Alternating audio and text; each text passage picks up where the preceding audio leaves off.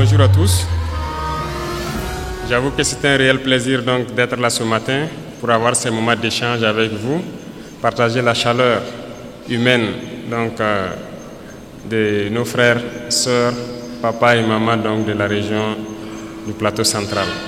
Mais je souhaiterais qu'on puisse rendre un hommage vibrant à ceux-là qui se battent au front, qui nous permettent, nous, de nous retrouver ici, d'échanger et de voir les perspectives pour notre patrie. Et je voudrais qu'on observe une minute de silence pour la mémoire de ceux qui ont laissé leur vie dans cette bataille.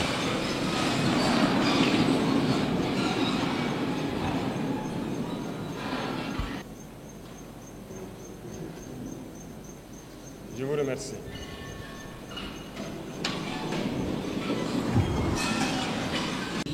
Ça fait bientôt 10 ans que nous sommes dans cette situation de guerre et je pense que vous suivez l'évolution au fur et à mesure. Et j'espère que tout le monde est conscient que nous ne sommes plus dans une guerre de terrorisme, mais dans une guerre d'indépendance. Et il faut que chacun comprenne que c'est une logique pour les impérialistes de nous imposer cette guerre. Normalement, chaque leader, chaque dirigeant devrait se battre pour son pays. C'est une logique. Ils se battent pour leurs intérêts et nous devons nous battre aussi pour nos intérêts. Si nous arrivons à nous développer, à prospérer, ce qui veut dire que là-bas, ils ne pourront pas se développer. Ils vont devoir régresser. Si nous arrivons à transformer demain nos matières premières, ça veut dire que là-bas, des usines vont fermer. Est-ce que vous comprenez la logique? Donc c'est normal qu'ils se battent pour mélanger notre société, pour nous maintenir dans cette guerre constante et qu'on ne puisse jamais réfléchir un jour se développer.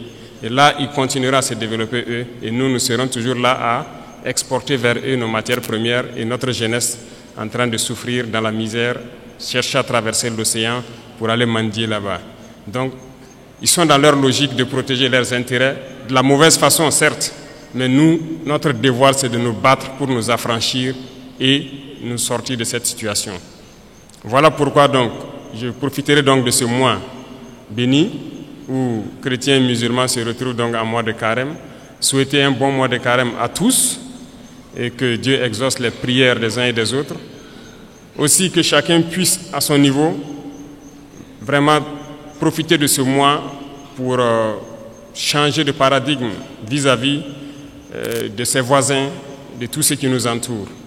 Et je souhaite que les leaders religieux, ici au Burkina Faso, profitent de ce mois aussi pour prêcher, voilà, je dirais la bonne parole, pour prêcher vis-à-vis de ceux-là, ces égarés qui tiennent les armes dans la brousse et qui tuent, parce que certains tuent et ils pensent qu'ils tuent au nom de la religion. Il faut que les leaders religieux puissent donc ensemble faire beaucoup de déclarations, beaucoup de prêches pour les faire comprendre que ce n'est pas de la religion. Pourquoi je le dis? Parce que je pense que beaucoup d'entre vous ont des frères ou des sœurs qui sont FDS, qui sont dans la brousse. Il est quasiment impossible aujourd'hui de prendre une base terroriste et ne pas trouver des livres coraniques ou autre chose. Ça veut dire que, donc je pense que par la parole, vous pouvez les atteindre. Il faut faire beaucoup de déclarations, beaucoup de prêches pour les faire comprendre que ça, ce n'est pas de l'islam. C'est tout sauf de l'islam. On n'a jamais dit de tuer. Et nous irons plus loin même. Nous allons demander bientôt donc aux leaders de l'islam, donc du monde entier aussi, de nous joindre dans ce combat-là, avoir des déclarations claires, franches, pour inviter tous ceux qui sont là à tuer au nom de l'islam, que ce n'est pas de l'islam. Normalement, c'est une religion de paix, de solidarité, voilà, d'entraide. Il n'y a pas de raison que quelqu'un tue au nom de l'islam et qu'on ne puisse pas le dire qu'il est sur le mauvais chemin. Plusieurs opérations sont en cours. Nous sommes en phase de consolidation et nous poursuivons nos manœuvres jusqu'à nos frontières. Dans quelques jours, vous serez bien sûr au courant de tout ce qui a pu être récupéré et nous allons nous implanter dans ces zones pour toujours. Nous n'allons pas reculer, nous allons récupérer la totalité de notre territoire. Et cela va se passer de façon progressive. Il y a peut-être des régions qui sont aujourd'hui, qui semblent ne pas voir certains actes, mais la guerre, c'est de manière évolutive. Nous allons blanchir totalement des zones et arriver au fur et à mesure. Et resserrer l'étau sur ces gens, c'est comme je le dis, ils n'ont que de choix, soit de comprendre le message, de revenir à la patrie, ou bien ils vont disparaître. C'est à eux de choisir. dans ce combat que nous menons aujourd'hui, le plus dangereux, c'est la guerre de communication. Et je pense que ce n'est pas la première fois. Et aujourd'hui, je pense que les Burkinabés, les Africains doivent avoir compris qu'est-ce que c'est que la guerre de communication. Malheureusement ou heureusement pour nous, l'impérialisme, comme disait Thomas Sankara, est un mauvais élève. Un très mauvais élève parce que vous avez beau le chercher de la classe, il va revenir avec les mêmes méthodes. Ils ne peuvent pas changer. Et souvent, ça devient du ridicule. Quand vous prenez aujourd'hui les médias impérialistes, vous voyez ce qu'ils publient. Ils ont procédé par la même méthode pour mettre le feu au Rwanda, par la même méthode pour détruire le Soudan, par la même méthode pour détruire l'Afrique. Ça ne va pas prendre. Et aujourd'hui, je pense que vous êtes bien conscients, ils sont très forts dans manipuler l'information, créer du faux tout autour. Et tenez-vous bien, ces mêmes médias, je le dis aujourd'hui haut et fort, surtout Jeune Afrique, nous ont courtisés au tout début, 2022-2023. Ils sont passés par plusieurs canaux pour nous aborder, pour nous faire payer et laver notre image, comme ils le disent. Nous avons refusé, ils ne peuvent pas le nier parce qu'on a les preuves chez nous. Ils ont envoyé des gens, c'est comme ça qu'ils fonctionnent. Et beaucoup de chefs d'État tombent dans leur piège, ils versent de l'argent chaque mois pour qu'on publie des articles pour laver leur image. Non, c'est dangereux. Ils ne vivent que de ça. Vous payez l'argent, ils mentent, ils lavent votre image. Vous refusez, ils mentent pour détruire votre image. Mais toute l'Afrique doit être mise au courant. Et si l'Africain veut évoluer, c'est d'arrêter d'écouter ces médias mensongers. Parce que tant que vous serez là à écouter une mauvaise information, ça finit par devenir une réalité. Et c'est très dangereux pour nous. La désinformation bat son plein. À notre niveau, on vit ça tous les jours. Et je dis chaque fois aux gens de faire très attention. Tout ça pour diviser pour mieux régner. Donc, il faut que tout un chacun à son niveau puisse, en tout cas, percevoir les manœuvres de l'impérialisme, pouvoir conseiller l'autre et qu'ensemble nous restons unis pour construire notre pays. Nous, notre mission, c'est cela. Et nous allons construire le Burkina Faso. Le Burkina Faso sera ce qu'ils n'ont jamais rêvé de voir. L'Afrique doit se réveiller, l'Afrique doit quitter ces situations de conflit. On nous a assez manipulés, on nous a assez mis en conflit les uns contre les autres pour nous piller.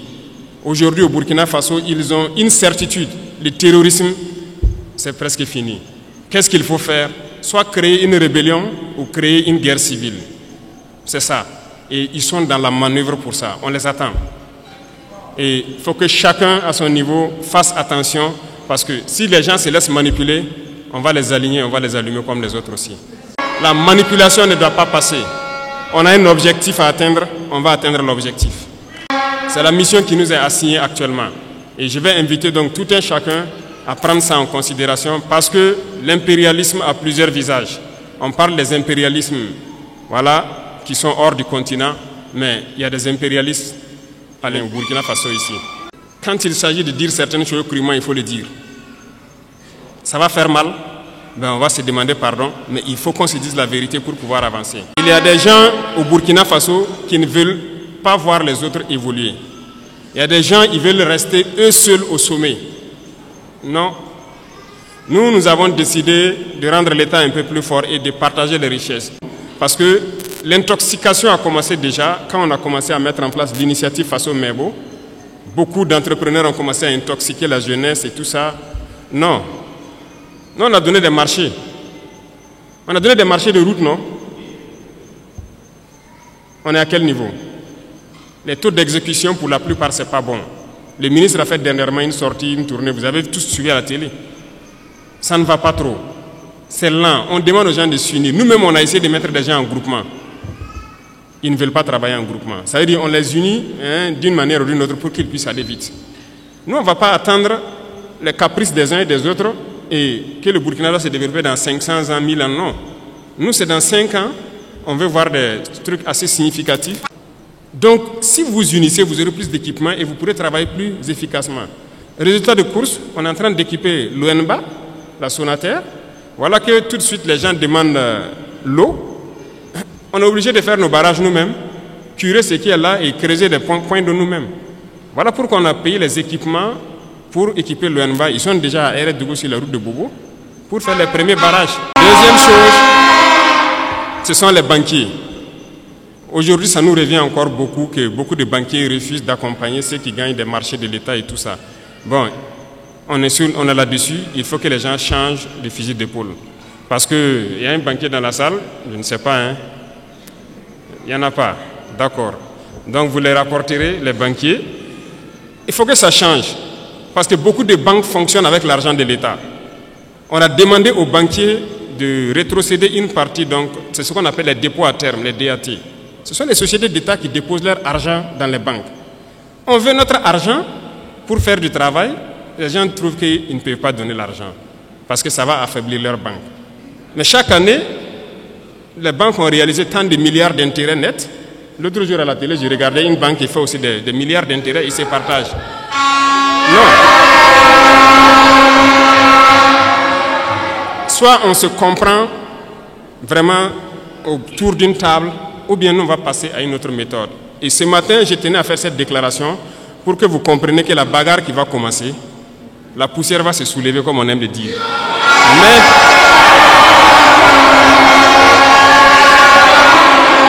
il faut que vous-même vous fassiez attention, parce que ce sont les mêmes qui vont passer derrière pour intoxiquer, pour créer des mensonges et amener les gens à se détourner de l'essentiel.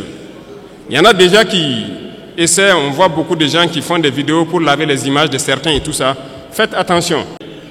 Et il y a beaucoup de petites entreprises qui ferment parce qu'ils n'arrivent pas à payer les salaires des employés et tout ça. Ils ont des factures déposées au trésor, on n'arrive pas à payer.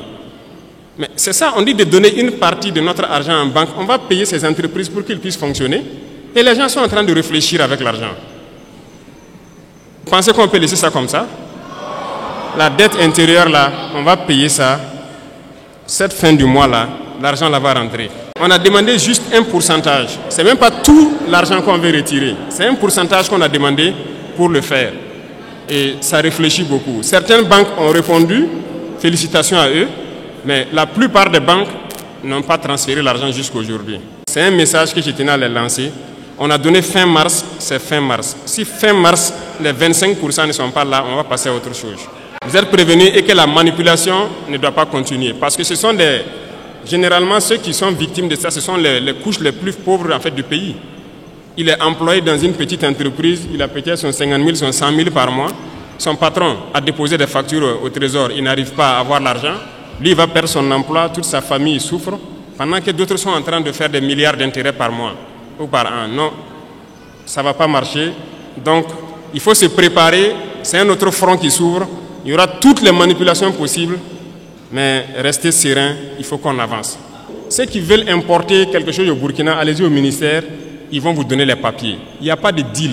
Si vous partez là-bas et que quelqu'un dit de payer quoi que ce soit, venez à la présidence même vous plaindre. Il y a un bureau là-bas pour ça. Et on va voir celui qui a demandé l'argent là. Donc, il n'y a pas de deal encore pour avoir une autorisation spéciale d'importer. C'est limpide, c'est clair. Il faut le faire. Ceux-là aussi qui importent, qui viennent cacher aussi dans les magasins, pour qu'il y ait l'inflation, je vous en prie, dénichez-les et dites-les d'arrêter. On ne paye pas venir cacher, attendre qu'il y a le manque pour sortir et puis mettre des prix assez élevés. Ils n'ont qu'à arrêter ça. Je pense que le ministère a lancé pour dénicher les magasins que les gens ont construits dans les non-lotis là, pour stocker. Ah, si on prend là, on va vendre gratuitement et verser au trésor. C'est ce que j'ai donné comme instruction. Donc, déclarer les magasins et on va avancer. Donc, je compte sur vous, messieurs les opérateurs économiques, pour que, au sein de vous, que vous vous conseillez et que ce genre de situation-là n'arrive pas. Les gens retiennent. Ils attendent qu'il y ait le besoin et maintenant ils sortent, ils mettent un prix pour avoir... Ça, c'est même pas bon. C'est pas bon. Je ne pense pas que c'est une fortune que Dieu va bénir. Il faut qu'on fabrique beaucoup de choses sur place. Moi, je suis persuadé que ce soit tricycle électrique ou motorisé, on peut fabriquer. Donc, on veut donner de l'espace à nos jeunes talents pour s'exprimer. En fait, on est en train de vouloir construire un grand centre où on va faire passer des gens et les accompagner pour s'installer. Et ce sont des gens qui vont voir tout ce que nous consommons au quotidien. Qu'est-ce qu'on peut fabriquer au Burkina? Et je sais qu'il y en a des talents un peu partout au Burkina. L'application sera lancée dans peu de temps pour que les jeunes talents s'inscrivent. Dans ce centre-là, on mettra tout en œuvre pour avoir toute la machinerie nécessaire et encadrer les jeunes. Là, s'ils finissent, ils sortent, ils peuvent créer quelque chose. S'il plaît à Dieu, on va mettre une unité de cuir dans la zone de Kaya pour transformer beaucoup de choses sur place nous-mêmes et créer tout ce qu'on nous avons besoin. Tant qu'on ne va pas arriver à cette étape et qu'on va continuer à payer dehors, notre richesse ne va pas nous profiter. Il faut qu'on change de paradigme dès maintenant. C'est là qu'il y a l'emploi. C'est là que les gens vont travailler et c'est là notre vraie indépendance. Dernier point, qui sont donc nos camarades élèves et étudiants, qui ont beaucoup de doléances. En tout cas, je peux vous assurer qu'on connaît tous vos problèmes. On va faire des cités universitaires. Et même les questions de restaurants, de bourses, intermédiaires, tout ça sont des problèmes qu'on connaît. Mais c'est petit à petit. On ne peut pas régler ça tout de suite. Vous avez déjà la construction de la cité ici, c'est ça, le bâtiment administratif. On espère que l'année prochaine ou plus tard, on va lancer la cité universitaire, agrandir les capacités des restaurants universitaires, augmenter le nombre de plats et pour finir la question des bourses. Parce que nous travaillons à maîtriser actuellement les dépenses militaires pour pouvoir injecter dans notre éducation. Parce que l'éducation, c'est la clé. Donc, on ne vous a pas oublié tous ces problèmes cités. Je parlais donc même des laboratoires au ministre. Je dis de trouver un standard, un certain nombre d'équipements minimum et on va construire des laboratoires dignes de ce nom dans nos universités. Parce que des gens vont venir faire une filière scientifique, aller sortir, même microscope, il n'a pas pu regarder une cellule végétale au microscope. Ce n'est pas possible. Oui, nous tous on a fait les séries scientifiques. Pour avoir accès aux petits laboratoires, vous rentrez, il n'y a que 7 ou 8 microscopes. Peut-être même tout ne fonctionne pas. Tout le monde ne peut pas avoir accès. C'est la réalité, c'est toujours ça. Donc, il est là-dessus. On veut créer des laboratoires types dans beaucoup de nos universités. Vous ne pouvez pas venir et ne pas pouvoir avoir accès à un certain minimum d'équipements scientifiques de laboratoire pour faire vos tests et vous familiariser. C'est dans ça qu'on peut créer. Si on n'a pas développé ce volet laboratoire, on a des théoriciens qu'on crée. J'étais surpris même d'apprendre que même au niveau de nos chercheurs, il n'y a pas de microscope électronique à balayage au Burkina. Depuis que le Burkina existe, il n'y a pas ça. Et j'ai demandé au ministre, j'ai dit, mais comment vous faites donc la recherche? On est obligé d'aller à l'extérieur, louer des laboratoires, payer de l'argent pour faire. Pendant que le microscope électronique à balayage, je ne pense pas que ça coûte le milliard. Comment on ne peut pas le faire?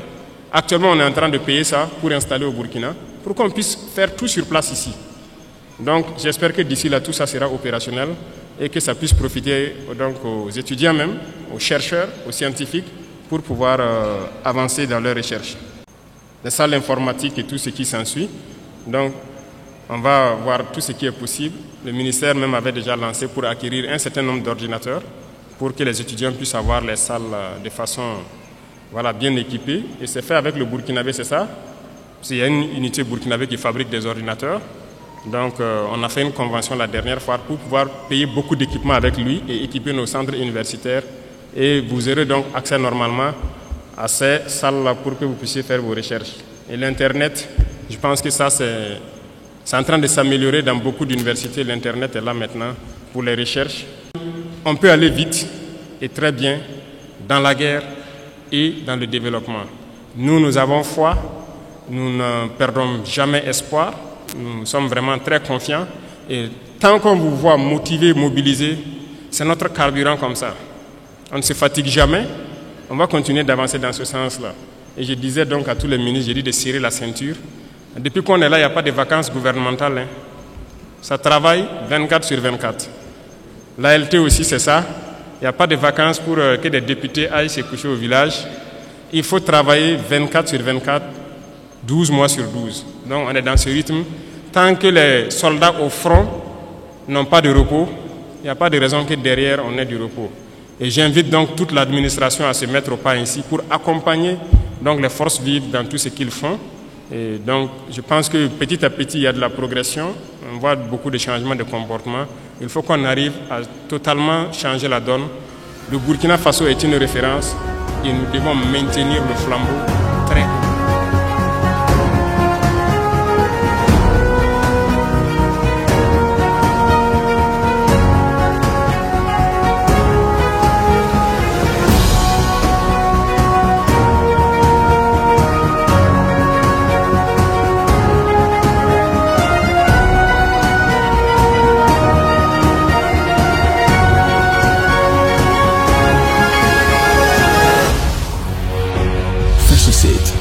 facettes de l'information au Burkina Faso.